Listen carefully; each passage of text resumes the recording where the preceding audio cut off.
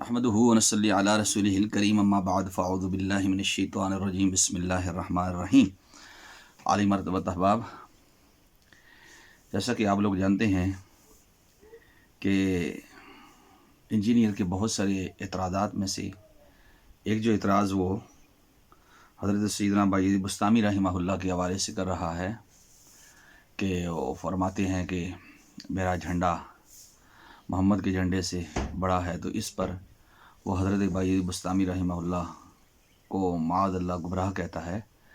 تو سوال یہ پیدا ہوتا ہے کہ کیا امت کا اس پر ہجما رہا ہے؟ حضرت بایزید بسطامی تو قرون اولیٰ کے ہیں، اس کے بعد کیا کسی نے حضرت بایزید بسطامی رحمہ اللہ کو ان لفظوں کے ساتھ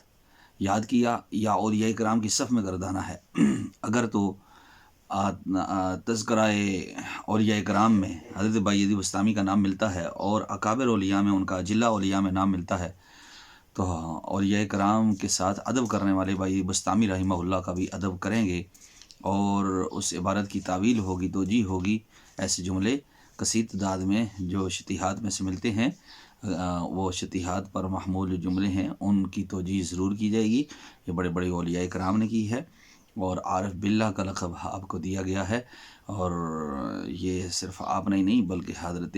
ابن عربی، منصور حلاج اور حضرت سری، حضرت شبلی، ان بڑے بڑے بزرگوں نے شتیہات والے الفاظ بولے ہیں جن کو تعویل پر محمول کیا جائے گا، اور ان تمام کے تمام اولیاء کرام کو اولیاء کرام کی صف میں ہی رکھا گیا ہے اور ان کا ادب کیا گیا ہے۔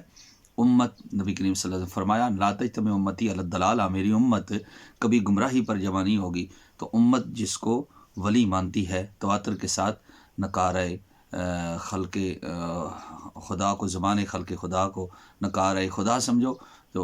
الحمدللہ امت ان کو اللہ کا ولی مانتی ہے۔ کسی کے ان کے اوپر بھونکنے سے ان کی قدر و منزلت میں کوئی فرق نہیں۔